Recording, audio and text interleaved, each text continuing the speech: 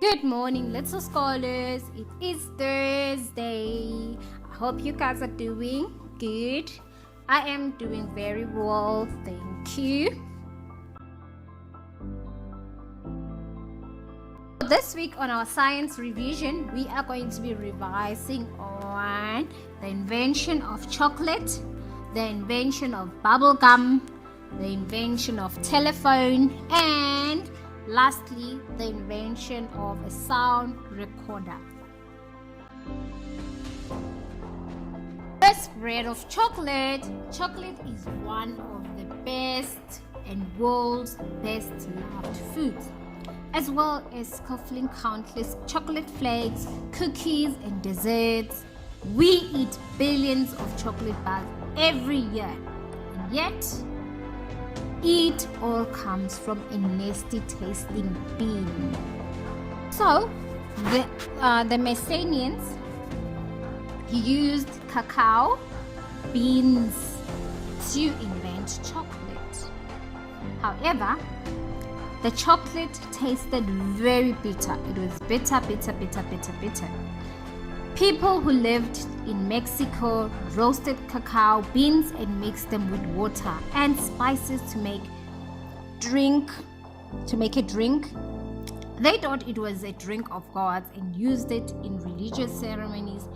They also used precious cacao beans as money. Many other inventors came along, such as the Spanish inventors, which we call them the Aztecs.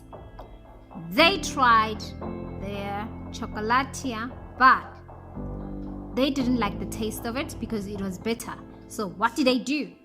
They decided to add sugar. They heated it up and invented hot chocolate. They took cacao beans and named them cocoa beans.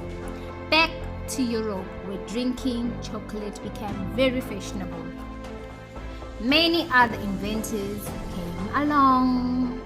So in Europe, across Europe, many people loved chocolate. However, the chocolate was very expensive. Only famous and rich people can afford it.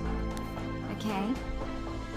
Then the invention of chocolate went on and on and on and on, but nobody had an idea of how to invent chocolate bars until a man called Francis Fry, who belonged to a famous family of chocolate sellers, decided to make solid chocolate bars you could eat.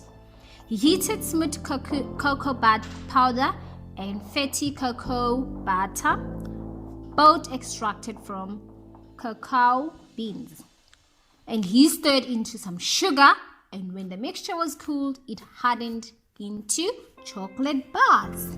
So the person that had the final finish of the invention of the chocolate was Francis Fry in 1847.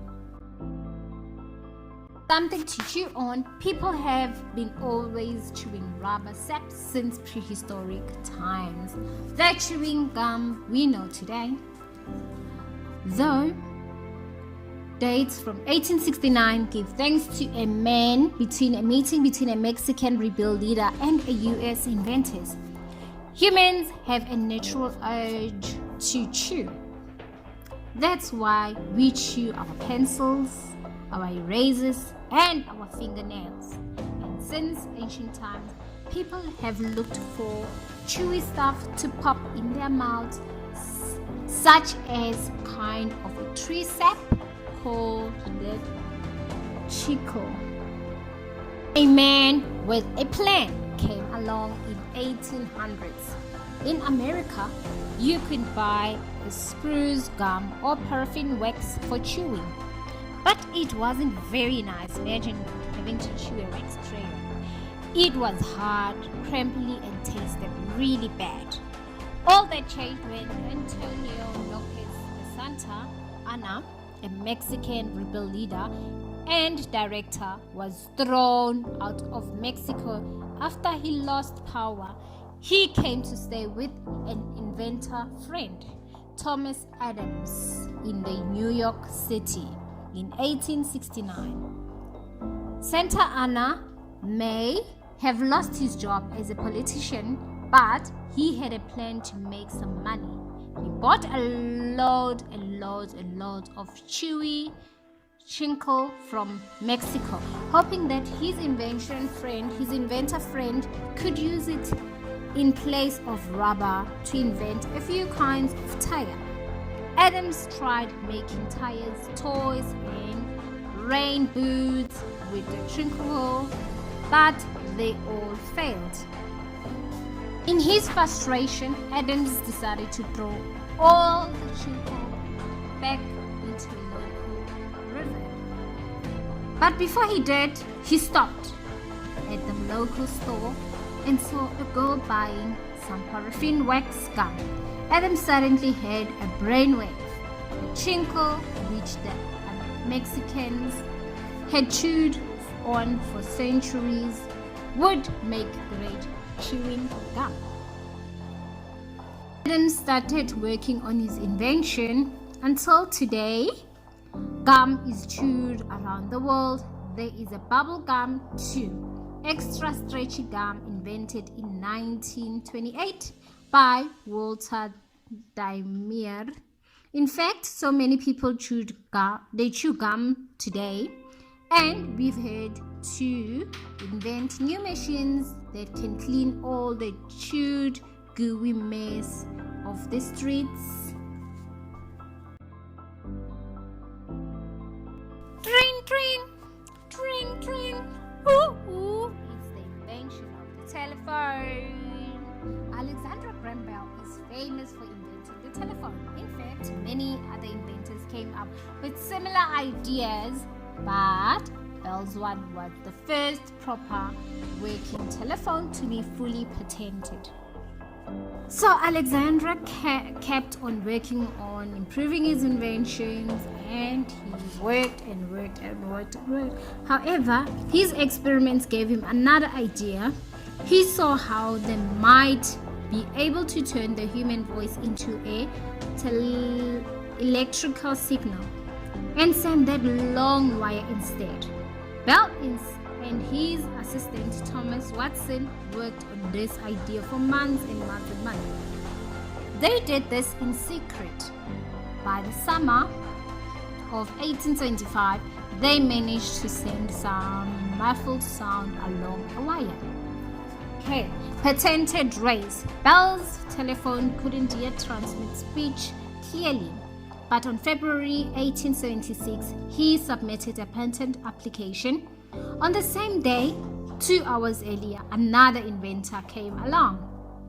Elijah Gray submitted a note of his invention to file a patent for his own telephone design, but Bell's paperwork was dealt with first and appeared first in the log book.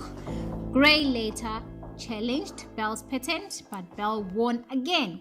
So he went down to history as the inventor of the telephone. Bell kept on improving his telephone until it worked very well. On the 10th of March 1876, as Thomas Watson tested the receiver in another room, Bell made his first famous phone call. "Mr. Watson, come here, I want to see you." It was the telephone call. Telephones today, landline telephones today work just like Bell's telephone by turning sound vibrations into a varying electrical current, although they have modern electronic parts instead of acid and needle. But many people nowadays use mobile phones, which work another way, using radio waves. Sound recorder. Today, if you want to listen to music, you just spin a CD or turn on your MP3 player. But 150 years ago, there was no such thing such as music was allowed.